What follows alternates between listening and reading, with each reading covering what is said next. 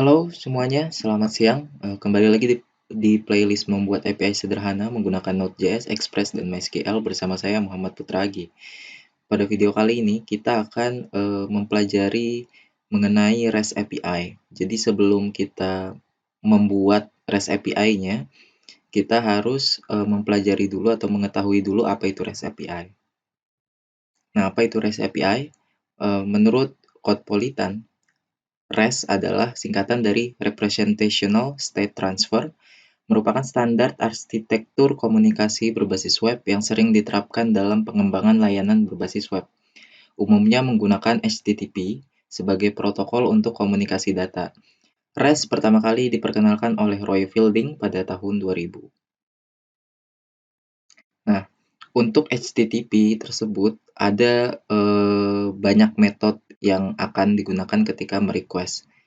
Nah, apa saja metodenya? Di sini ada 4 metode yang paling sering digunakan, yaitu GET.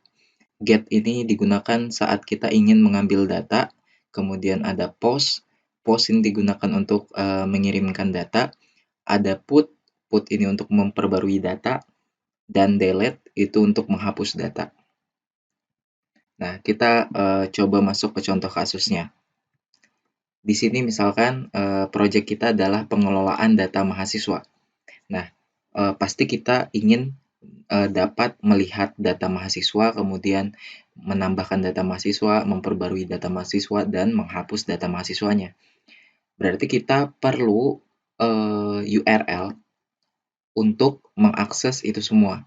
Jadi di sini misalkan untuk melihat seluruh data mahasiswa, kita mempunyai URL yaitu get all students dengan metodenya get, karena kita ingin melihat data. Kemudian ada lagi /get_student/1. Satu ini ID-nya gitu. Dengan metodenya itu get. Berarti ini kita ingin melihat satu data mahasiswa.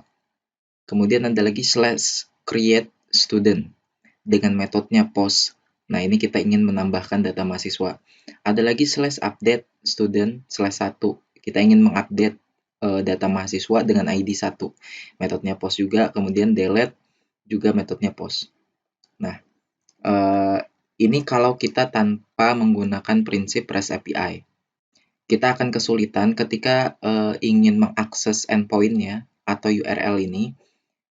Ketika kita ingin melihat seluruh data mahasiswa, apa ya nama ininya, nama URL-nya? Get all students. Nah, untuk satu resource saja atau satu CRUD gitu ya, create, read, update, delete, itu kita harus menghafalkan 5 URL.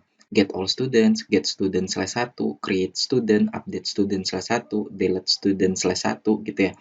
Nah, itu akan menyulitkan ketika kita resource kita sudah banyak gitu. Karena perlu menuliskan banyak URL yang berbeda. Nah, kalau misalkan menggunakan REST API, itu akan bentuknya seperti ini. Nah, dengan REST API, itu yang kita ganti-ganti adalah metodenya. Untuk URL-nya itu sama semuanya atau hampir sama. Misalkan /students dengan metode get. Nah, itu dia akan menampilkan seluruh data mahasiswa. Kalau misalkan URL-nya /students/1 dengan ada ID, kemudian metodenya get, maka dia akan melihat satu data mahasiswa. Kemudian kalau /students sama seperti yang pertama, tapi kalau metodenya post, dia akan menambahkan data mahasiswa. Nah, kemudian kalau /student/1 sama seperti di baris kedua ini, tapi kalau metodenya adalah put, maka dia memperbarui data mahasiswanya. Begitu juga yang paling terakhir ini, kalau /student/1 tapi metodenya adalah delete, maka endpoint ini berfungsi untuk menghapus data mahasiswa. Jadi URL-nya itu akan terlihat lebih rapi dan gampang diingat gitu. Kalau untuk pengelolaan data mahasiswa, ya udah kita pakai /students gitu. Jadi tidak perlu menghafal URL-URL-nya atau membuat URL-URL seperti di slide sebelumnya. Nah, itu kelebihan dari REST API dan kita akan membuat itu di project ini. Mungkin untuk video ini saya cukupkan. Semoga bermanfaat. Selamat siang semuanya.